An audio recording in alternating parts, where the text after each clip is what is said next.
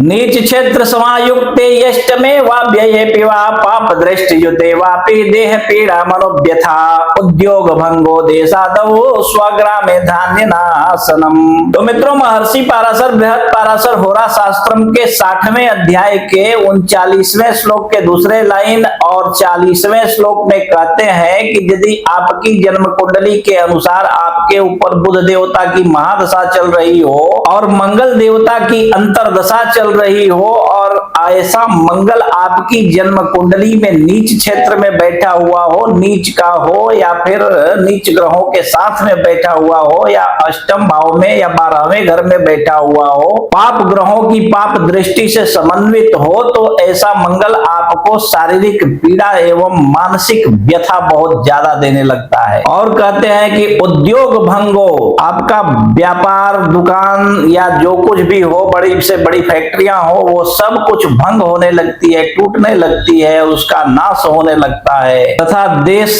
विदेश में भी आपकी जो कुछ भी उद्योग व्यापार वगैरह हो वो सब कुछ नष्ट होने लगता है। और स्वग्रामे धान्य नाशनम, कहते हैं कि आपके गांव में भी पैतृक संपत्ति जो होती है उसका भी धीरे धीरे नाश होना आरंभ हो जाता है। वो सब कुछ आपके हाथों से जैसे छूटता चला जाता है, जैसे एक एक करके खिसकने लगता है। इस तरह की स्थितियां आपके जीवन में स्वयं ही निर्मित होने लगती है। ठीक है। और 41वें श्लोक के पहले लाइन में कहते हैं कि ग्रंथि शस्त्र व्रणादीनाम भयम ताप ज्वरादिकम, कहते हैं कि आपको कोई गांठ हो जाता है शरीर के अंदर, जैसे पथरी वगैरह भी आपके अंदर शरीर के अंदर बनने लगता है, जिसके वजह से आपको बहुत ज्यादा कष्ट होने लगता है। व्रणादीनाम, अनेकों प्रकार के रोग आपको होने लगते हैं। और कहते हैं कि ताप ज्वरादिकम, ताप ज्वर जो है वो आपको नित्य होने लगता है, कहीं न कहीं से घूम फिर के आपको बुखार लगने लगता है, जिसके वजह से आपके जीवन में इस तरह की घटनाएं घटित होने लगती हैं, जिससे आपको एक अनजाना सा भय सदैव बना रहता है आपके मन में, आप डरे डरे से हुए रहते हैं। तो मित्रों, ज्योतिष शास्त्र कहता है कि ग्रहा राज्यम प्रयच्छन्ति ग्रहा राज्यम हरन्ति च ग्रहैः व्याप्तमिदं सर्वं त्रैलोक्यम सचराचरम। तो ग्रह जो है वही राजा को रंक बना देते हैं और रंक को राजा बना देते हैं। ग्रह ही संपूर्ण सृष्टि को संचालित करते हैं, ज्योतिष शास्त्र का मानना यह है। तो